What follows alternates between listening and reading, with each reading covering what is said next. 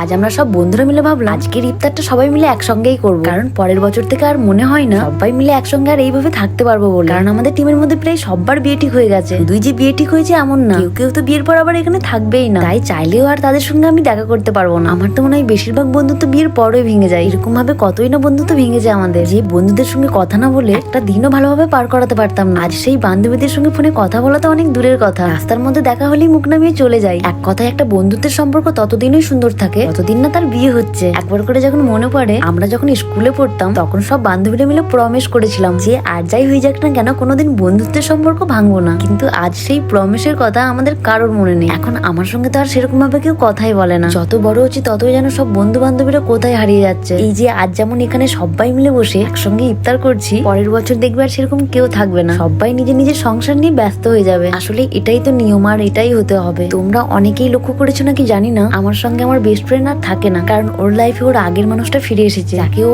অনেক বেশি ভালোবাসে। এই মানুষটার জন্য আমার বেস্টি সবকিছু করতে পারে, ইনফ্যাক্ট আমার সঙ্গে বন্ধুত্বের সম্পর্ক ভেঙে দিতে পারে। তোমরা অনেকেই আমি জিজ্ঞেস করেছিলে তোমার ব্লগে সবাইকে দেখতে পাই কিন্তু তোমার বেস্ট ফ্রেন্ডকে কেন দেখতে পাই না, তো তাই আমি তোমাদের কারণটা জানিয়ে দিলাম। হয়তো আমার ব্লগে কোনোদিনই আমার বেস্টিকে দেখতে পাবে না, আর একটাই কারণ আমার সঙ্গে আমার বেস্টি থাকেই না, তো ব্লগে আসবে কিভাবে। তবে আজ আমি একটা কথা বলতে বাধ্য হচ্ছি, আমি অনেক বেশি বোকা আছি, তাই আমি আমার বেস্ট ফ্রেন্ডকে আজও অনেক মিস করি। তবে আমি আল্লাহর কাছে এটুকুই চাই তুই যেন সারা জীবন ভালো থাকিস। আর যে মানুষটার জন্য আমাদের বন্ধুত্বটা আগের মতো নেই, সেই মানুষটার সঙ্গে তুই সুখে সংসার করতে পারিস। আমি তো তোর পাশে ছিলাম, তোর পাশে আছি আর তোর পাশে থাকবো। যাই হোক, আমি অনেকটা ফালতু বকে দিয়েছি, তবুও পারলে কষ্ট করে আমার ব্লগটা দেখে নিও। কি করবে বলো, তোমাদের সানিয়াদি পুরো ফালতু।